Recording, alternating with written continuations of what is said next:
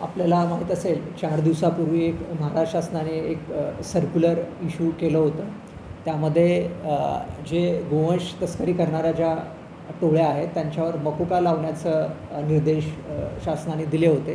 तर त्या अनुषंगाने आपण 4 दिवसापूर्वी चंद्रपूर जिल्ह्यामध्ये रामनगर पोलीस स्टेशनच्या अंतर्गत 9 लोकांची जी टोळी होती जे गोवंश तस्करी करत होती त्यांच्यावर मकोका लावलेला आहे.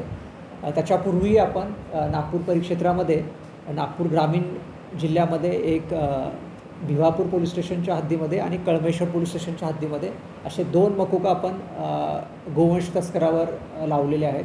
आपण हे पाहिलं पाहिजे की हा जो आपला नागपूर रिजन आहे हा छत्तीसगडहून हैदराबादकडे जाणारा जो गोवंश तस्करांचा जो रूट आहे त्या रूटवर येतो. त्यामुळं आपले जे टोल नाके आहेत आणि जे चेकिंग पॉईंट्स आहेत या ठिकाणी बऱ्याचशा कारवाई भंडारा जिल्ह्यामध्ये चंद्रपूर जिल्ह्यामध्ये झालेल्या आहेत.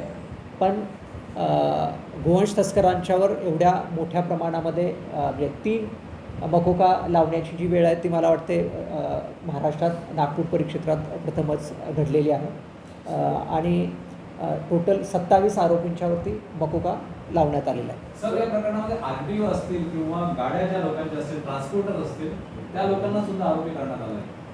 आपल्याला माहीत आहे मकोका हा ऑर्गनाइज क्राईमचा स्पेशल कायदा आहे. त्याच्यामध्ये जे डायरेक्टली आणि इनडायरेक्टली गुन्ह्यासाठी जे मदत करतात त्यांच्यावर आपल्याला कारवाई करता येते. मग ते कोणीही त्यात इन्व्हॉल्व असू दे. आणि आपल्याला माहीत आहे जर या क्राईमपासून जर प्रॉपर्टी काही परचेस केली असेल तर तीही सीज करता येते. त्यामुळे या दोन्ही इश्यूजवरही आपलं इन्व्हेस्टिगेशन चालू आहे. शस्त्राचा कारखाना जो आहे तो असं आहे की पहिल्यांदा तुम्ही मकोका लावलेला आहे. आधी जेव्हा मकोका लावतात त्यावेळी अनेक वेळा कोर्टाकडून रिफ्यूज होतात. तुम्ही यावेळी त्या दृष्टीने काय खबरदारी घेतली आहे? कारण पहिला प्रयोग असणार नाही, मकोका आपल्याला माहीत असेल की लावण्याच्या म्हणजे सँक्शन पहिलं म्हणजे लावण्याचं IG रेंजकडं असतं आणि चार्जशीट पाठवण्याचं जे सँक्शन आहे ते आपल्या पोलीस महासंचालक कार्यालयामध्ये अप्पर पोलीस महासंचालक कायदा सुव्यवस्था हे करतात.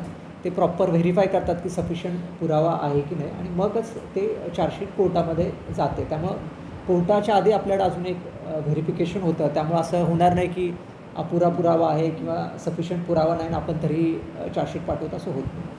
सर यामध्ये एक प्रश्न असा उपस्थित होतो, काही गोवंश संदर्भामध्ये काही लोक जे आहेत त्यांनी प्रॉपर्टी जमा केलेल्या आहेत, काही ठिकाणी बिल्डिंग सुद्धा केल्या आहेत.